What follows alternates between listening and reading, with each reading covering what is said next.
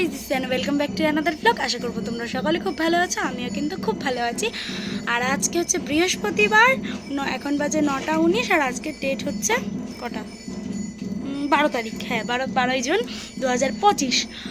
তো এখন সকাল 9টা 19 বাজে, সেটা তো বললামই। আর আজকে না অনেক সকালে উঠেছি, আজকে তখন বাজে 5টা 38 বাজে। আমি এত সকালে উঠি না, আমি ওই মোটামুটি স্কুল থাকলে উঠি হচ্ছে, আমার যেহেতু এখন ডে, আমি ওই মোটামুটি উঠি ওই 6:30 নাগাদ উঠি। আর নর্মাল যখন মর্নিং তখন তো ওই 5টা নাগাদ উঠতে হয়, কিছু করার থাকে না, তখন উঠতে হবে।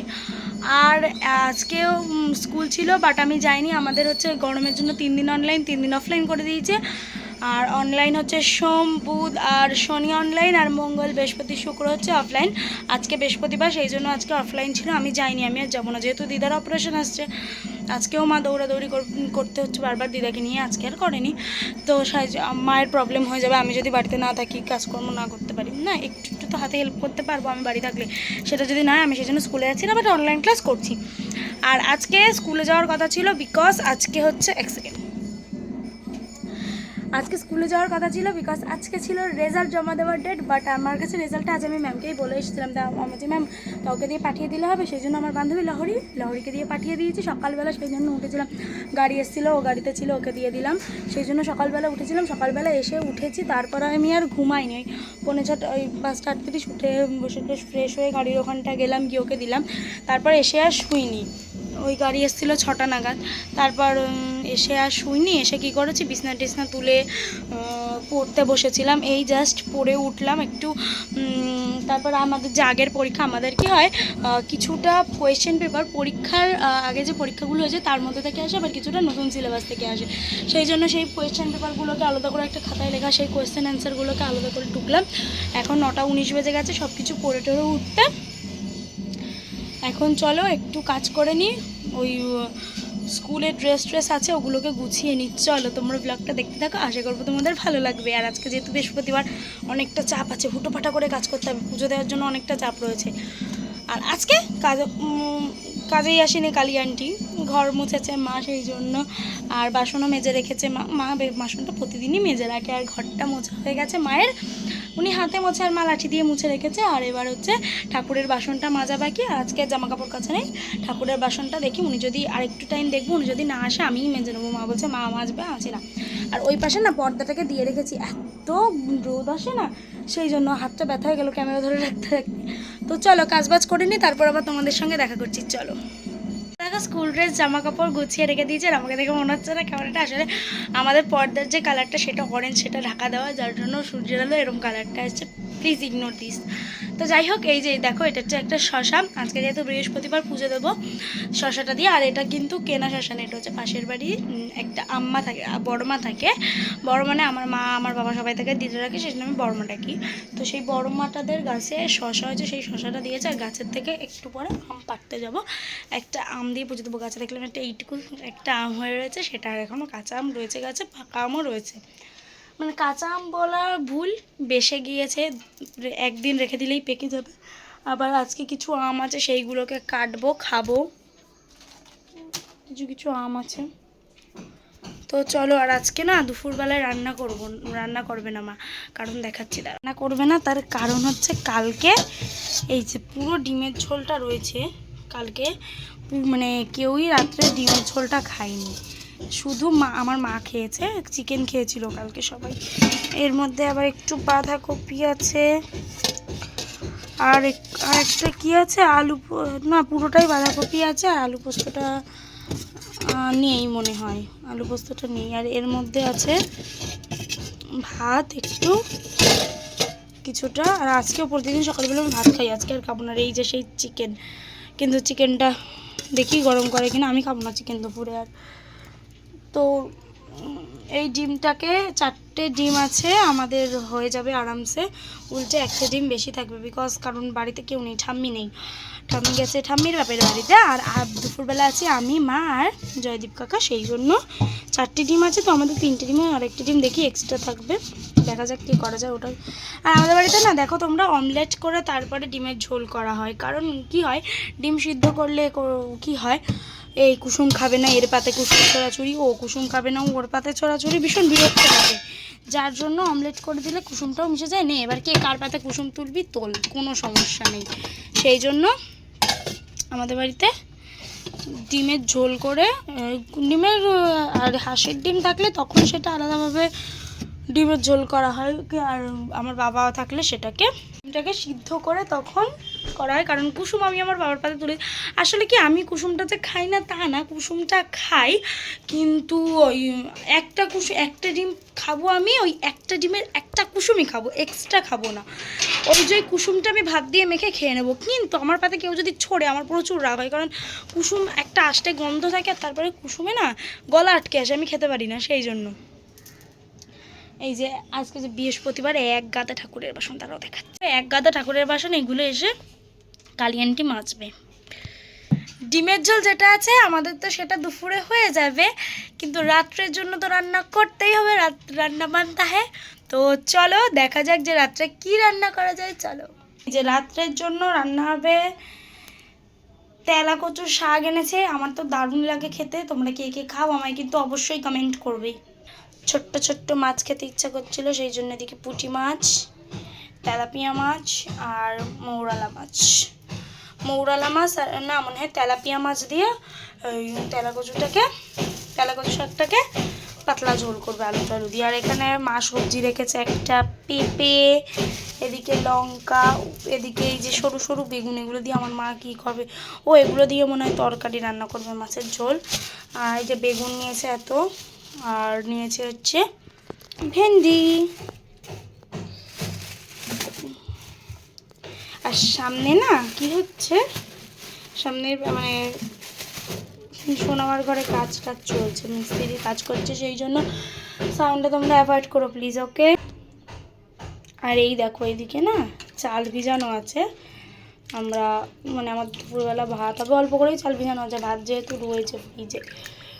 এই যে, আর ভাত থাকলে অসুবিধা হয় না, রাত্রেবেলায় আমরা তো ভাতই খাই, ভাতের মধ্যে ভাত আরামসে দিয়ে দেওয়া যায়। তো চলো ঘরে যাওয়া যাক। এখন বাজে হচ্ছে দেখো 12:20, মানে সরি 20 না 22। চান টান করে এসেছি, এখন দেবো আমি পুজো। চলো পুজোটা দিয়ে নিই, চলো পুজো দিতে দিতেও দেখা করবো তোমাদের সাথে। চলো ফ্রেন্ডস, এখন বাজে হচ্ছে সকাল 11:31। তোমরা সকলে কেমন আছো? আশা করবো ভালো আছো, আমিও কিন্তু বেশ ভালো আছি। আর এটা কিন্তু আমি একটা নতুন ব্লগ স্টার্ট করছি না, তো এটা হচ্ছে কালকের ব্লগটাই আমি আবার মানে ওই ব্লগটার সাথেই দেব। আর দেখো, আর আজকে ভীষণ গরম, আর কালকে না আমি ব্লগ করার মতন মানসিকতা আমার ছিল না, কারণ আমি দুপুরবেলায় পুজো টুজো দিয়ে নিলাম, ব্লগ করছিলাম তখন, সেই ব্লগটা কোনো রকমে শেষ করেছিলাম। শরীরটা ভালো লাগছিল না দেখে, আমি বলছিলাম আগে অনেক দিন, প্রায় 1 সপ্তাহের বেশি হয়ে গেছে ভিডিও দিতে পারিনি, শরীরটা একটু খারাপ ছিল, ঠান্ডা ঠান্ডা লেগেছিল। কালকে আর মানে হচ্ছে কি এখন আর ব্লগ করার মতো ইচ্ছা করছে না, পরে করব।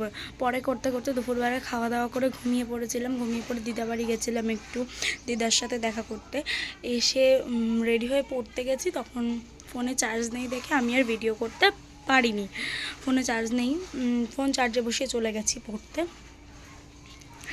এই এবার আমরা নর্মালি 6টা থেকে 9:30 10টা পর্যন্ত পড়ি, তখন 8টা বাজে মা ফোন করে বলছে অরিত্রির পড়া হয়ে গেছে। তা আমার আন্টি বলছে না কেন, বলছে এই ব্যাপার যে তোমাদেরকে আমি অনেক আগে একটা ব্লগে বলেছিলাম যে আমাদের পাশে এখানে একটা বাচ্চা খুব অসুস্থ, সেই বাচ্চাটার দাদু মারা গেছে, কালকে বাচ্চাটা মারা গেছে, এবং সেই জন্য আমার মাসাটা বললো, শোনার পর থেকে একটু ভালো লাগছিলো না, ওখানে গেছিলাম, বাড়ি এসেছি তখন বাজে রাত্রি 12:30।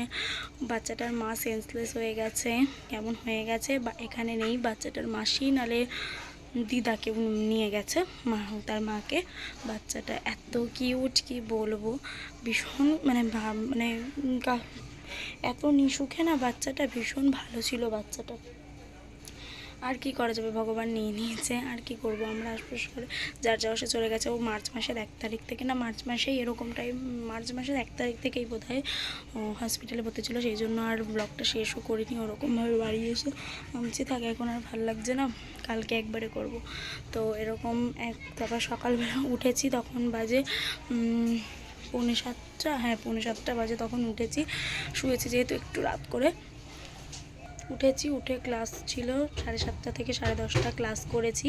ক্লাস করে আজকে যেহেতু আবার পড়া আছে, অনেকগুলো 20টা মতো অঙ্ক ছিল, সেগুলো করলাম। ইংলিশের স্টোরি ছিল, সেটা করলাম, মুখস্থ করলাম। করে টোরে এখন কিছু খাইনি এখনও, দেখা যাক কী করি। বাচ্চাটার বাড়ির সবাই কাজ ছিল খুব। তো চলো দেখা যাক আজকের ব্লগটা আবার কতদূর কী করতে পারি। আর আজকের ব্লগ মানে কালকের যে ব্লগটা সেটা কিন্তু আমি শেষ করছি না, এই ব্লগটার সাথেই একবারে দিচ্ছি। কালকে আমি একটা ব্লগই জাস্ট পোস্ট করেছি, বৃহস্পতিবার আমি কী করে পুজো দিই সেই ব্লগটা আমি ঠিক করে শেষ করতে পারিনি, ভালো লাগছিল না দেখে।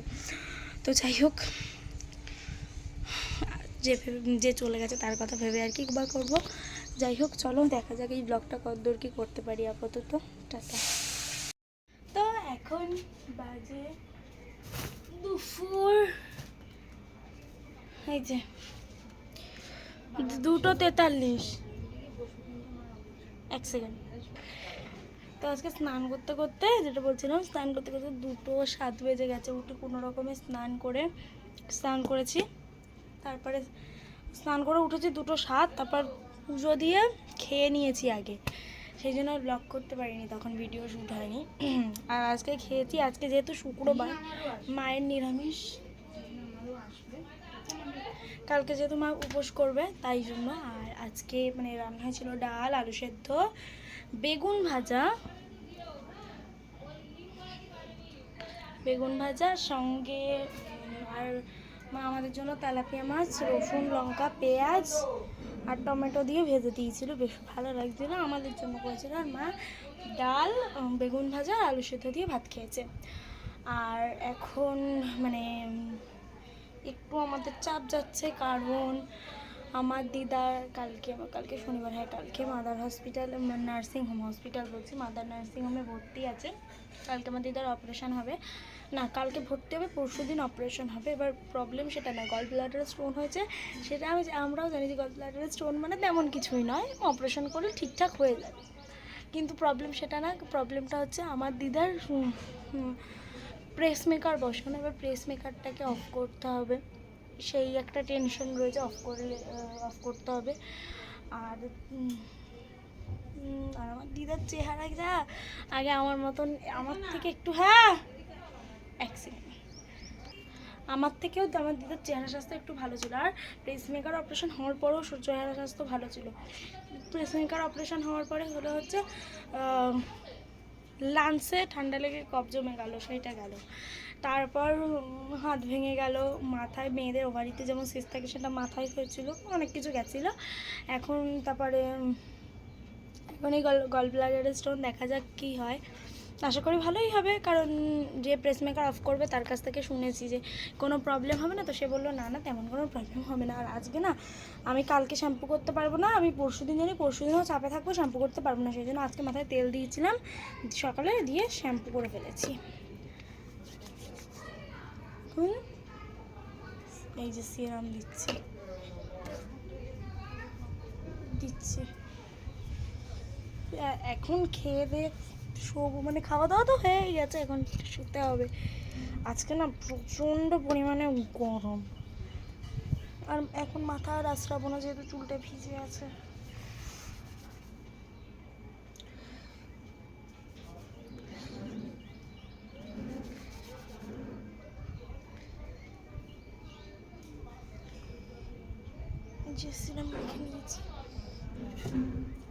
তো চলো আবার বিকালে তোমাদের সাথে দেখা করছি, চুলটা এখন আর আশ্রাবো না, চলো কিছুক্ষণ পর দেখা করছি। তো চলো টাটা।